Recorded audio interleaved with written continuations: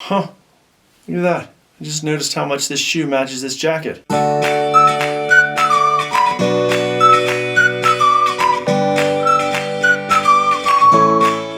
What's up everyone, Brandon here from Gearist. Today we're going to be taking a look at the MT-2 from Topo Athletic. The evolution of a product is often indicative of the evolution of the brand itself. Sometimes you see brands jump the shark and really go away from the ethos that made them what they once were.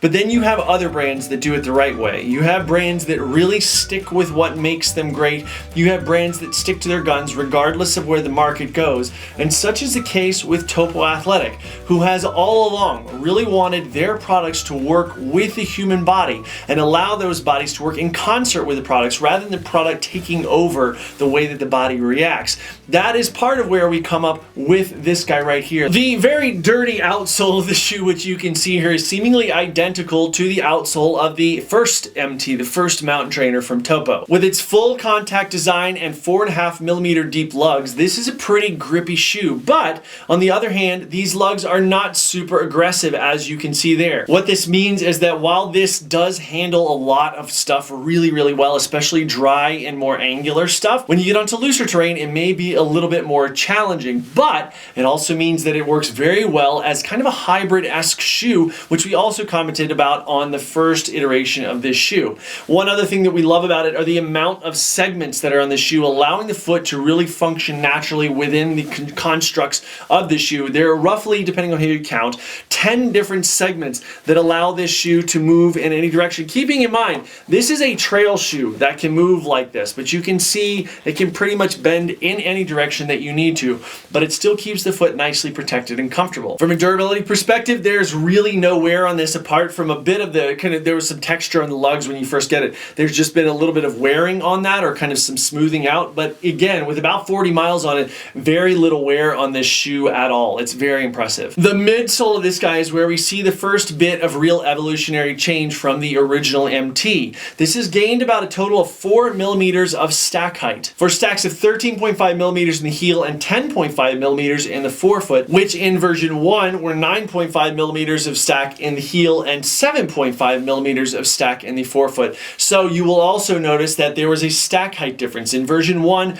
it was a 2mm stack height difference. In this guy, 3mm. This is also certainly where version 2 of this shoe gained some weight over version 1, with my size 11s in version 2 coming in at 9.7 ounces versus 8.6 ounces in version 1. My best guess as to why there's added material in here and in turn added weight is to add some underfoot protection. Now, in version 1 I commented on exactly how amazing the ground feel was in this, and it was superb, but perhaps it was a bit too superb for some people. In this shoe, the ground feel really maintains itself pretty well, considering there's 4mm additional EVA foam underfoot. It's also important to point out that this EVA is what's going to protect the foot from underneath, because there is no rock plate in this shoe. With the addition of that EVA, people that don't like quite as much ground feel, like a super sensitive ground feel like I do, are really going to be able to still indulge in this shoe, because there's going to be a little more protection. It's going to expand its repertoire across some maybe more rocky and angular terrain. And I have to say, even as someone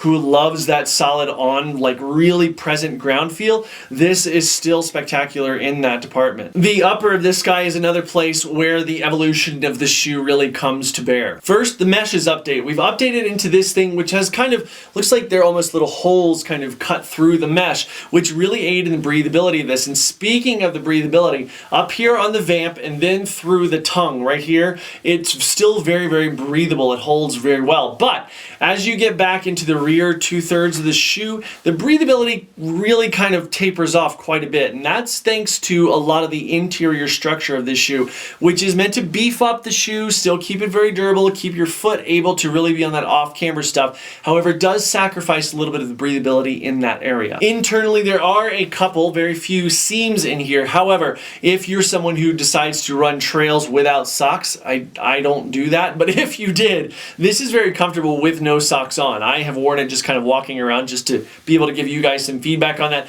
Very comfortable against the shoe if that's your thing. Speaking of the support structure, that is one of the places where this shoe has really had a pretty big update. Now, version 1 had really great 3D printed on overlays, which this maintains as well. However, in this case, you can see the more webbed structure right there, and also the addition of an almost entirely, well, it is pretty much an entirely wrapped rand.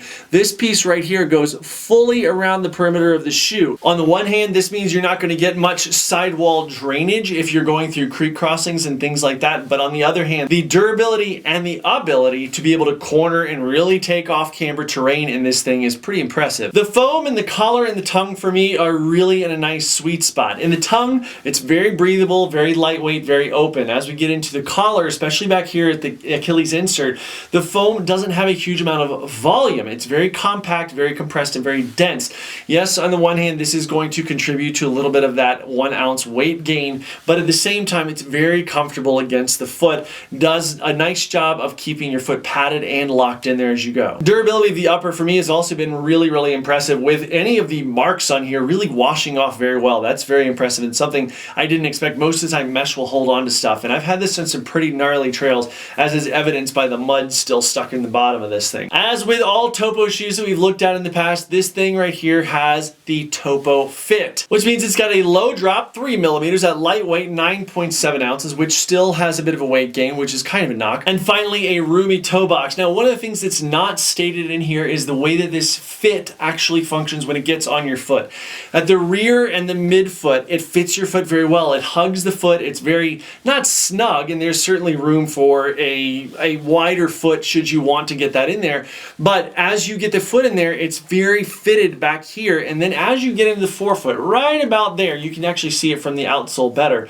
Right about here, the foot in the shoe just blooms. It allows the foot to get in there and do its thing without being swimmy. This is very important distinction because the shoe is not all over the place on the foot. And this is something that does not affect the sizing. This guy is a size 11, which is my standard size, and it feels right on where I would expect it to be. I didn't feel like that, you know, some shoes which have a really wide forefoot can sometimes feel a little bit larger, but that is not the case with this. As I touched on briefly above, I really liked the ride of the first version of this shoe, the original Topo MT. And in this shoe, I still really enjoy the ride. Now, kind of like the Magnafly, another one of Topo's shoes, which you can see that review right here, the addition of that bit of cushioning is really going to broaden the people that are going to be looking at the shoe. People that want a little bit more cushioning and things like that. For me, it actually also makes it so I can ask more of this shoe on different types of terrain. I'm more confident going after some more angular stuff that might otherwise put kind of hurting on my foot. I also felt like the MT-2 is a little bit more responsive than version 1. Now,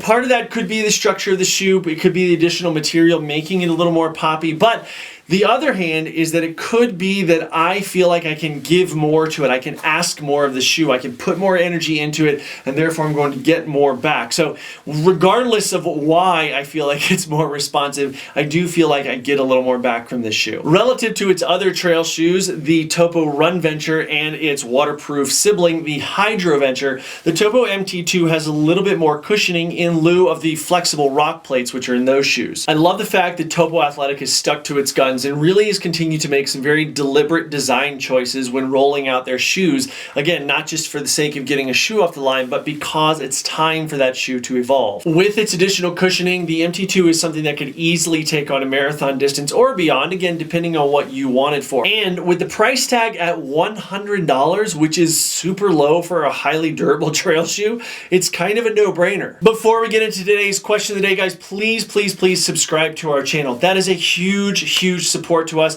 really helps a lot. And also, if you could check out those buy links down in the description, and in fact, just go to gearist.com/Amazon anytime you need to shop on Amazon. That means a lot to us and helps to support Gearist while it doesn't cost you anything, and in fact, gives you the best price for a lot of the things you're looking for out there. Now for our question of the day. When you're looking for a hybrid shoe, something that's comfortable on some roads and definitely some groomed paths and dirt roads and trails and things like that, as well as more technical trails, are you looking more for the aspect aspect of the groomer side, or are you looking more for the aspect of the technical side?